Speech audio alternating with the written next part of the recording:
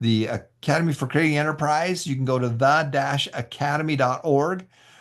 They do face-to-face groups and chapters, but we've also taken a lot of that wonderful material and we've put it out so that other people can have access to it in a digital form. So today we have Kurt talking on. We're going to be talking about hiring and working with a team. Now, yesterday I got a chance to hang out with my team.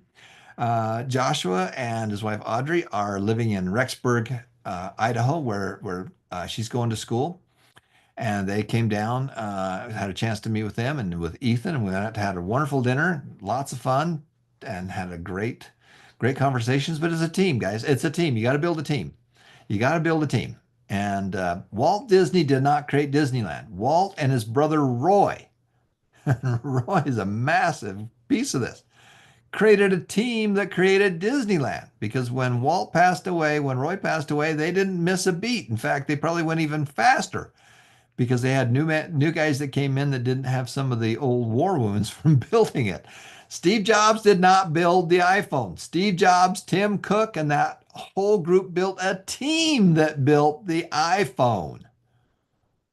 Your job is to build a team. Your job is to build a team. And then you get that team working together, and then it'll take a life of its own. And that's what we're doing here. You're all part of the team, guys.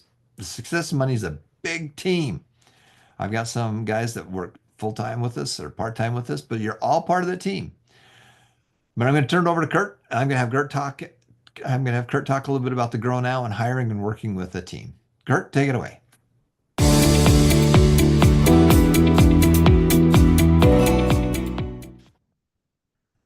Okay, another Grow Now lesson. Glad you're here. Glad you're doing the homework. This is lesson 5 on working with the team. Life's one big team project. Life's one big group project. It doesn't matter if it's at work, at a religion, with your family. Working together, being a group, being a team is critical for anybody's success, and I'll include happiness. You have to learn to get along with others. Especially in leadership, a lot of the times you don't get to choose the people you lead. You have to lead everyone, not just the ones that think and act and believe like you.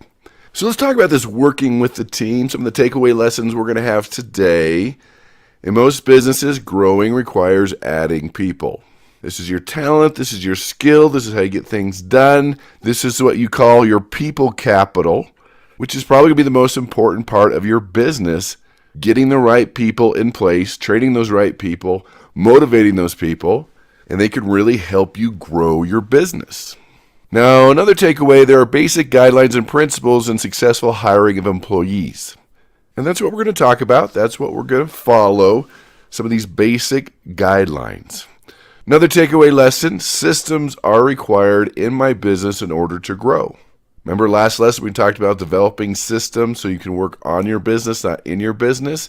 And the critical piece there is when you hire people, you get a team.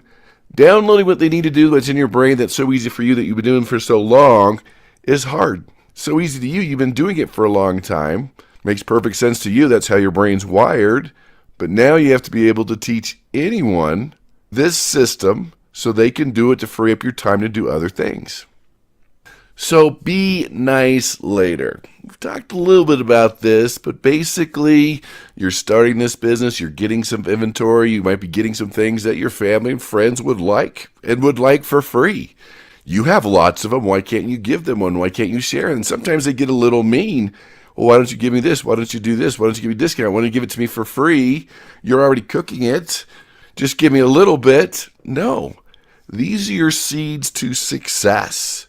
If you give away all your seeds, you can't grow anything. They have to understand this is how you're growing your business. You need every single one. You treat everyone the same, family, friends, mom, dad, brothers, sisters, even yourself. You don't get freebies. You're not eating the inventory. You're not eating the food. You're not borrowing or taking the product for free. These are your seeds. They need to understand it. Again, some people get mean about it, and you can be nice later. Meaning, once your business has grown and you're set, you can have standard family discounts. You might even like giving some things away. You're welcome to do that, but not with the seeds that you're going to grow your business with.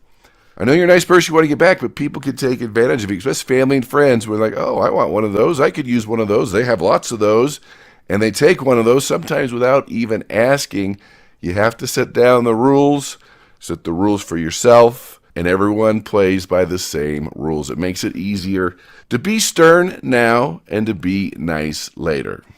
Remember the other rule of thumb, practice separate entities. Now, not necessarily at the beginning, but as you grow, do you want to separate? As you hire people, do you want to separate? Smaller teams are easier to manage than bigger teams. So if you had a coffee shop, for example, maybe you want to spin off into another entity, the bakery side.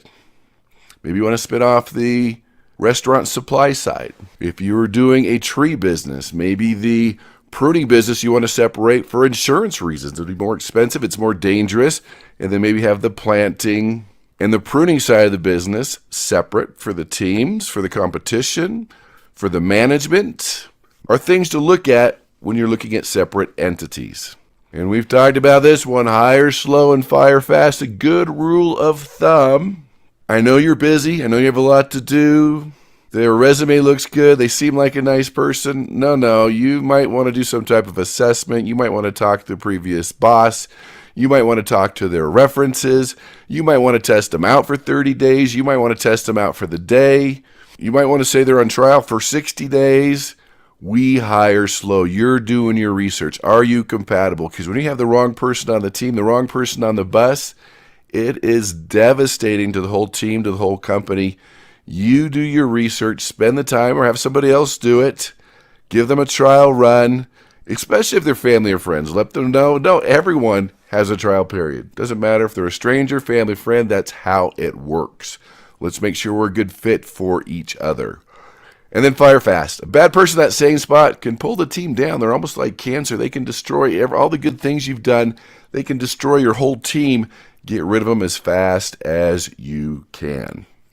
We've talked about having written agreements, especially with family and friends, especially with strangers, especially those who only do things via handshake, because everyone was there. Everyone has a copy. Everyone can double check it. There's no time to say, we didn't talk about that, or we did talk about that. And there's samples online, different things you do. You can do it on a piece of paper, whatever you need to do, make sure everyone has a copy. But the big picture too, especially when you have partners and these type of businesses, it helps you look around the corners and think about everything that could happen. Hopefully they don't happen, but bad things could happen. What do we do in those contingencies? So the plans have been made before any emotions hit or people feel like someone's trying to take advantage of them. Remember, we talked about working on your business, not just in your business. Another rule of thumb, practice Kaizen. It's a Japanese term for continuous improvement. It refers to the philosophy or practice that focuses on making small, incremental changes to processes, to products, to services, to yourself, to improve yourself, to improve your mindset, to improve your health, and for your business to improve your efficiency and quality. I mean, small pieces, 1% a day. Can you improve yourself? Could you improve your health? Could you improve your product? Could you improve your business? Pick one of those by 1% a day. What's that, over 30% a month? Even if it's 1% a week, that's over 52% in a year of continuous improvement. So as long as you're improving most of the time, you're making those changes. Again, it can be a system, process, product, service, yourself, your health, your family relationships, a little bit at a time. This Japanese term's powerful because it lets you know it doesn't have to be all at once. It lets you know that it's not a sprint, it's a marathon. You can take your time, just improve a little bit every day. And then final rule of thumb, we've talked about, let's spend a little more time on, work on your business, not just in your business. Remember we talked about this last lesson, that in your business, you're just doing the day-to-day things. You're not hiring anybody. You're not working with a team. You're doing it all your own. When you're working on the business, you're creating the systems and the formulas, and you're hiring additional people, and you're willing to give up certain tasks that maybe somebody else can do just as well or maybe even better. And also remember, too, no one's probably going to do it as well as you their first time or even second time. You have to be patient as you teach other people. So let's get into these systems that will set you free. Talk about principles for systems. Remember, system can stand for save yourself time, energy, and money. And this is something anybody can do, anybody can implement. You're downloading your brain into a system that you can hand off the software, the app, the paper, the recipe, and they can follow it step by step and duplicate what you're doing. That's working on your business. So principle number 1, having system gives you control over the quality of your business.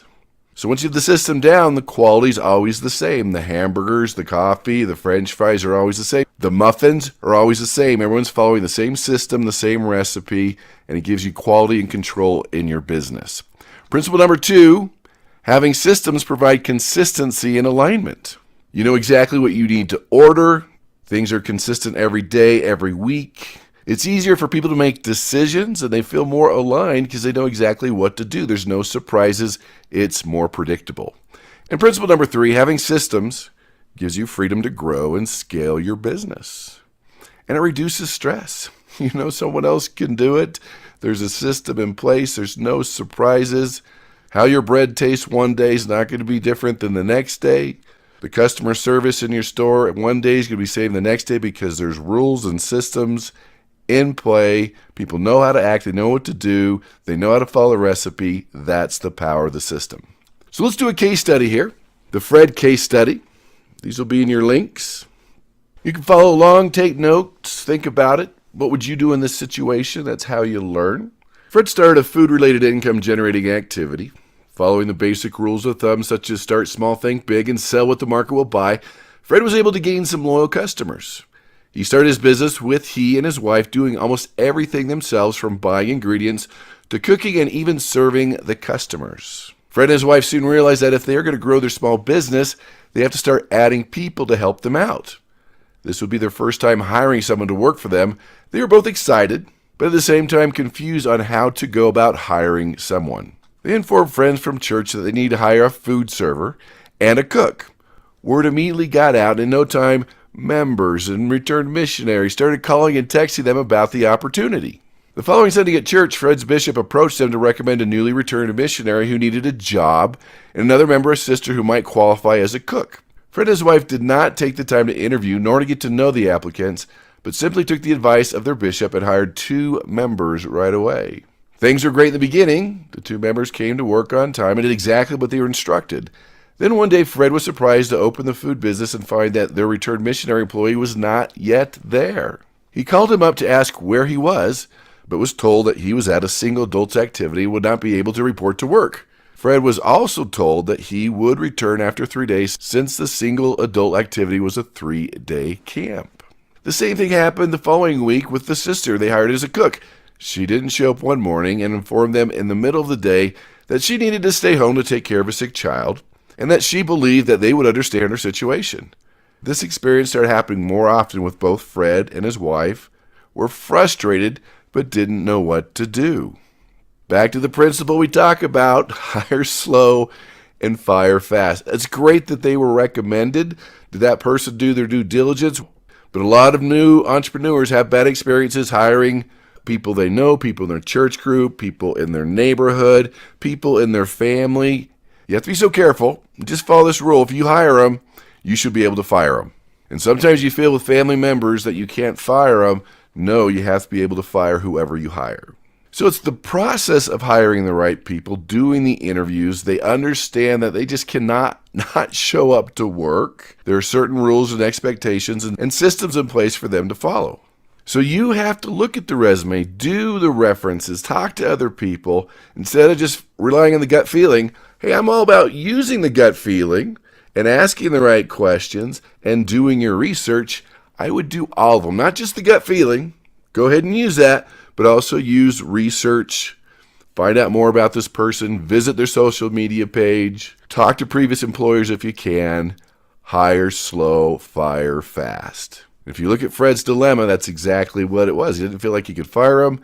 They felt that they could do whatever they want because they couldn't get fired.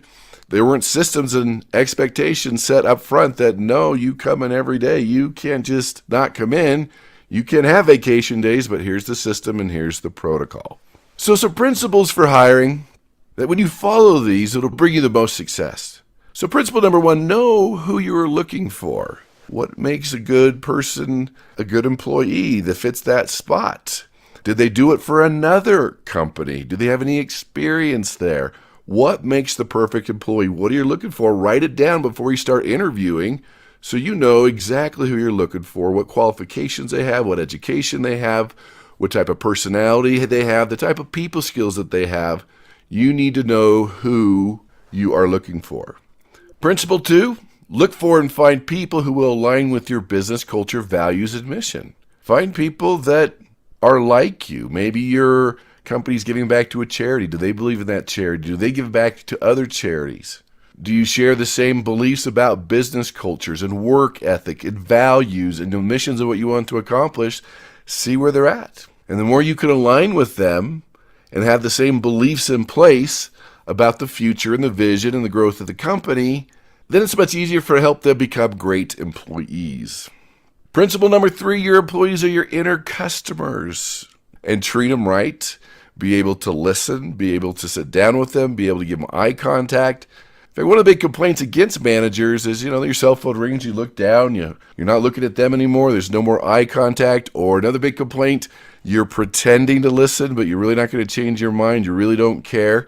I don't know if that's true, I'm not saying that it is, and it could be perception, but you have to treat them like important people, like your customers, invest in them, believe in them, work with them, train with them, laugh with them, have fun with them, and you even go beyond that, treat them like family.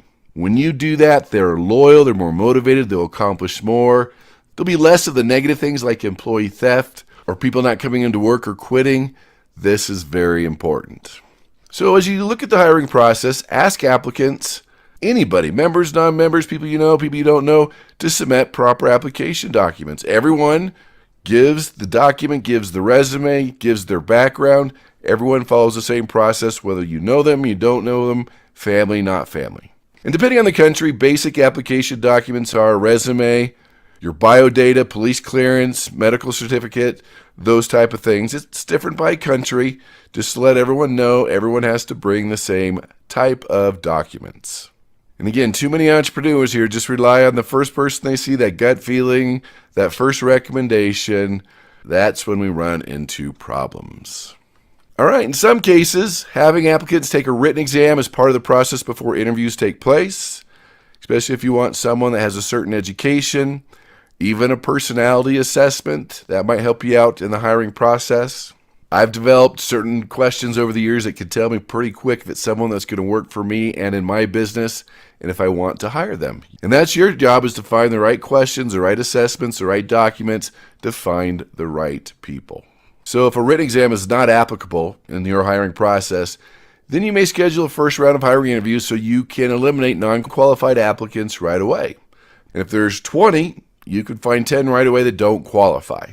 So just by looking at the paperwork, you could probably eliminate over 50% of those or more. Then schedule a second round interview to further eliminate poor candidates. You might want to do that with someone else, so it's not just your instinct, your gut. Maybe someone else does the first round and you're doing the second round to eliminate ones that just don't fit, they don't mesh, they don't feel right, they didn't answer the questions right, they don't seem like they're going to mesh with other customers. Whatever it is you're looking for, you can find out in this second round. Then maybe you have 2 or 3 left. You can schedule the final interview for your strongest candidates and make a final decision on who to hire. And even from there, before extending an offer, take the time to go through the job description and other vital requirements for the hiring position with the final candidate, so there's no surprises here. The hours, here's vacation, here's how you get time off, here's what you'll be doing, here are the days per week. Do that with them. And if they agree to all of it, then if that's the person you want, go ahead and extend the job. So if you're satisfied with the final candidate, has both the right attitude and basic skills for the job, you may extend the job position. Do not feel bad if someone your close friend recommended will not be hired. Stick with the right process and everything will be good for everyone in the long run. And that's why you can have multiple people on the decision-making team. So if there's a friend or family member that's feeling bad, just like, well, you have to go through this process. I'm not the only decision maker. I only have one vote. If that's the case, that's something to take a look at. So growing a team, growing a business is a process and will take some time. As your business grows, you need to consider all the government regulations to make it scalable, to help it grow. One key principle for success is to always measure your business. Always look for like-minded people who can help you find solutions to your business. So what is your homework? On this final lesson of Grow, what system do you need to create? I didn't say systems, just one right now that you need to create, that you need to duplicate, that you need to use to train someone else? What is that system? And then who do you need to hire? What does that perfect person look like for the one job you really need to fill right now? Describe that person, what are you looking for, put it on paper, and then start Why are you looking for approaching me? that person. So that's Do you your not? homework. Let me wrap it up with footprints in the sand. Hopefully you've heard this one. Just to let you know, you're at times you might feel alone, that you are working so hard that no one is supporting you, from family and friends to even God. Sometimes we feel alone. I'm just saying you're never alone in the world. There's always someone to help you, to serve you, to lift you up. Remember, there's the spiritual side of this business. You've got God to rely on. You've got the community to help you out. Not saying the whole community is going to help you out, but there are people in that community who will. You are never alone. You've got the whole Academy for Creating Enterprise. You have these training programs. You have the successesmoneyfoundation.org. There are no excuses. There's plenty of support. There's plenty of help. There's online help. There's online training. There's live courses, things to help you out. So let me wrap it up with footprints in the sand. One night I dreamed I was walking along the beach with the Lord. Scenes from my life flashed across the sky, and each I noticed footprints in the sand. Sometimes there were two sets of footprints, other times there was only one. During the low periods of my life, I could see only one set of footprints. So I said, "You promised me, Lord, that you would walk with me always. Why, when I have needed you most, have you not been there for me?" The Lord replied, "The times when you have seen only one set of footprints, my child, is when I carried you." There are always people to help. There's a higher power that can help you during your most challenging times. And when you feel alone, you're not alone. You're being carried by others and by God. So this is just to illustrate there's always help. Be resilient. Be perseverant. Stay on track. Follow the lessons that have been taught. Remember that success in this business is a notebook test. You now have the answers. Do it. Change your life. Change your family, change the community, change your nation, and together, as you know, we're going out and making the world a better place. Thanks again, Kurt. And remember, we want a special thanks to the academy.org. They're a wonderful organization. They have 1,000 chapters all over the world. These chapters meet on a regular basis, face to face, and it's a wonderful method of learning. Big shout out to Steve and Betty Gibson, who are the founders of that organization. And we just highly recommend that if you want to get involved, reach out, find out where they're having a chapter, and get involved with that group. So, step number 6, habit number 6 is to make more money. And many of you need to do that with building a bigger business. Step number 1 might be a job. If you have a business, but it's your only job, well, that's basically a job.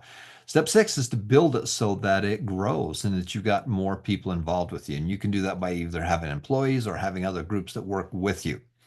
And in my lifetime, my companies, we've had thousands and thousands of employees. And the one thing that I know for sure is that the marketplace changes. All kinds of things are thrown at you in a marketplace. And when the marketplace changed dramatically, we had to right size the business. And the people we kept were the ones that were most valuable, the ones that added the most value, and the ones that were in it to work as a team. And that's what you're looking for. And be that person. As you have a job, be a great asset to that organization. And then if you don't get paid what you need, then go find another organization that you can be that for.